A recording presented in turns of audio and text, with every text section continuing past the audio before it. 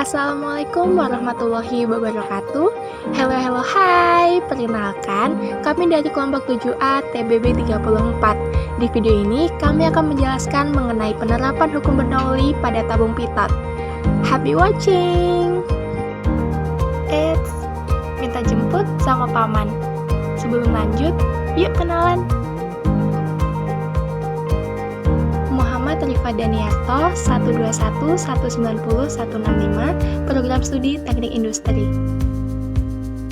Nabila Ajeng Fitriana, 121 120 172, Program Studi Teknik Geofisika.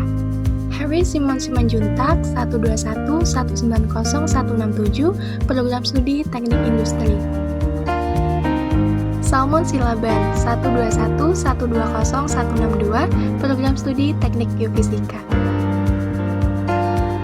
Jessica Putri Lumban Toluan, 121 190 156, Program Studi Teknik Industri. Andia Satria Yuda, 121 120 173, Program Studi Teknik Geofisika.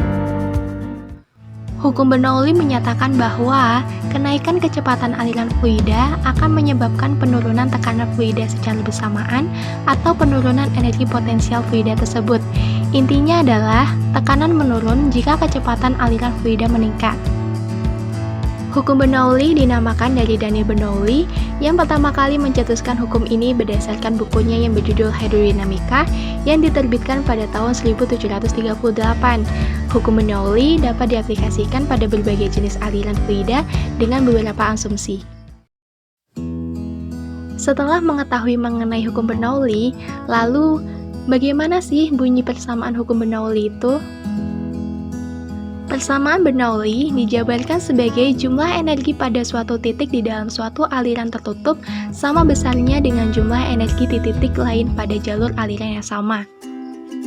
Penerapan hukum Bernoulli dalam kehidupan sehari-hari itu ada banyak loh, salah satunya yaitu tabung pitot. Di video ini akan dijelaskan bagaimana penerapan hukum Bernoulli pada tabung pitot. Kalian pasti penasaran kan, kok bisa tabung pitot dapat berhubungan dengan hukum Bernoulli? Sebelum lanjut, perlu diketahui bahwa tabung pitot adalah instrumen untuk melakukan pengukuran tekanan pada aliran fluida yang ditemukan oleh insinyur berkebangsaan Perancis Henri Pitot pada awal abad 18, yang kemudian dimodifikasi oleh ilmuwan berkebangsaan Perancis bernama Henri Darcy di pertengahan abad ke-19.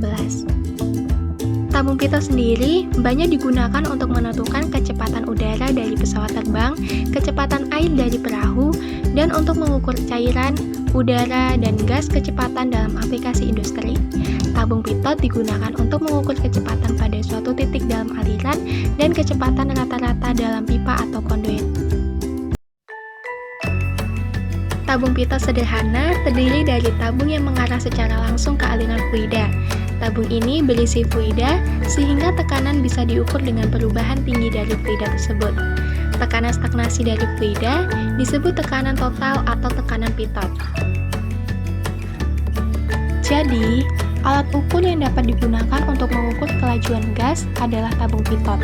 Gas misalnya, udara mengalir melalui lubang-lubang di titik A. Lubang-lubang ini sejajar dengan arah aliran dan dibuat cukup jauh di belakang, sehingga kelajuan dan tekanan gas di luar lubang-lubang tersebut mempunyai nilai seperti halnya dengan aliran bebas. Jadi, kecepatan di titik A sama dengan kelajuan gas, dan tekanan pada kaki kiri manometer tabung pitot sama dengan tekanan aliran gas. Lubang dari kaki kanan manometer tegak lurus terhadap aliran, sehingga kelajuan gas berkurang sampai dengan ke 0 di titik B. Pada titik ini, gas berada dalam keadaan diam. Tekanan pada kaki kanan di titik B. For your information, kita bisa buat tabung pitot sendiri loh. Caranya, yuk simak kelanjutannya.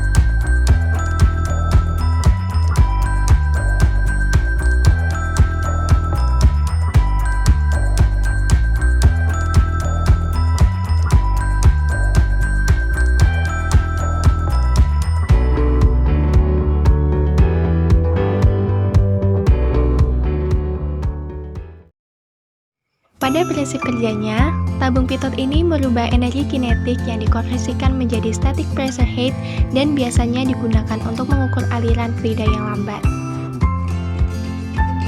Pipa yang mengukur tekanan statis atau P1 terletak secara radial pada batang yang dihubungkan ke skala pengukuran. Tekanan pada ujung pipa di mana fluida masuk merupakan tekanan stagnasi dinamis atau P2. Kedua pengukuran tekanan tersebut dimasukkan dalam persamaan Bernoulli untuk mengetahui kecepatan alirannya. Untuk persamaan perhitungan kecepatan flow-nya, menggunakan persamaan Bernoulli yang sudah tertera di dalam video ya.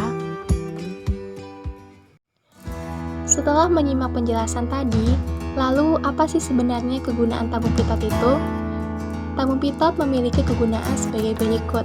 Yang pertama, sebagai detektor kecepatan udara pada pesawat terbang terhadap udara. Yang kedua, menentukan jumlah pendingin yang sedang dikirim ke kamar pada suatu hotel. Yang ketiga, menentukan kecepatan angin dalam terowongan.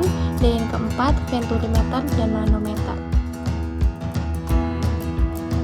Tabung pitot memiliki kelebihan loh, yaitu susunan yang sederhana, relatif mudah dan murah, tidak perlu adanya kalibrasi, serta pressure drop aliran kecil. Namun, tabung pitot juga memiliki kelemahan, yaitu yang pertama, keakuratan rendah untuk beberapa aplikasi. Dan yang kedua, pipa harus lurus dengan kecepatan aliran untuk mendapatkan hasil yang baik. Tabung pitot terdiri dari beberapa komponen, di antaranya heating element, static slot pitot to drain hole, external drain hole, pitot connection, static connection, dan heating element cable. Baiklah, mungkin sampai di sini pembahasan pada video kali ini. Terima kasih banyak dan semoga bermanfaat. Wassalamualaikum warahmatullahi wabarakatuh.